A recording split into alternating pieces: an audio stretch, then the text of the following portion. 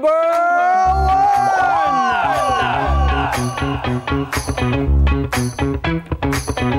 1! Welchia mirabilis. Welchia mirabilis. Welchia mirabilis. Ayan ha. Few words to commonly describe this plant. Bizarre, unique, one of a kind daw, and very special. Talaga namang walang katulad ang halaman na ito. Madalas itong nakikita raw sa Southern Angola. Ang species na ito ng halaman na ay highly distinctive distinctive in its morphology. Mayroon lang kasi itong dalawang dahon na tuloy-tuloy lang ang paglaki at paglago sa buong buhay nito. This plant can live for about 500 to 600 years. Wow! At may iba pang araw na nabubuhay pa for over 2,000 years. Aba, sana all! Making this the longest living na mga dahon sa plant kingdom. Wow! 2,000 years? Ayos ah! Unique plant number 2!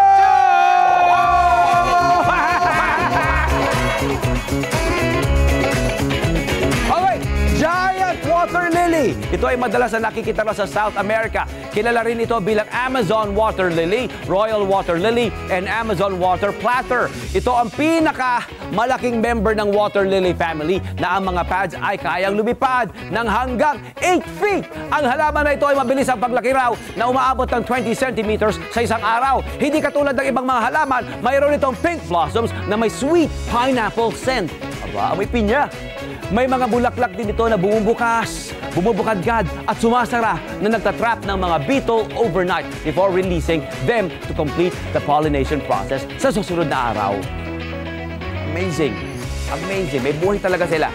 Unique plant number 3! Nakikinig ba kayo? Napapanood niyo ba ito?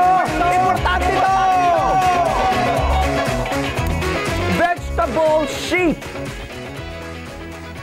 Vegetable sheep, hindi po yan hayop, okay? Halaman po yan, okay? Madalas itong nakikita sa New Zealand. The name truly says it all dahil mukha nga naman itong hayop or sheep.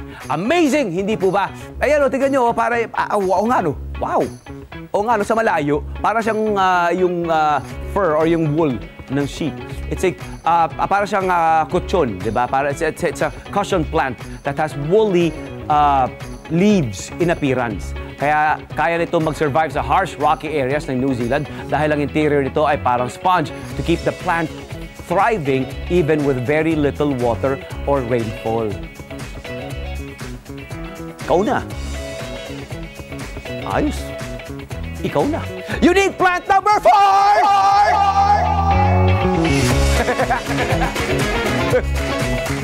African starfish flowers.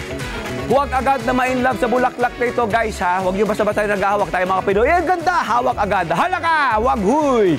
Okay? Isa ito sa napakarami mga halaman na may mabahong amoy, dumidikit sa balat. Ito ay at sa damit. Ito ay makikita sa Botswana, Namibia, South Africa, at Zimbabwe. At mas kilala nga raw ito roon bilang carrion flower.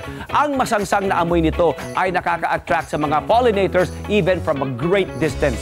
Unfortunately, isa na itong threatened na species. Ang mga Zulu people kasi na nasa South Africa, ginagawa itong part ng treatment nila para sa hysteria.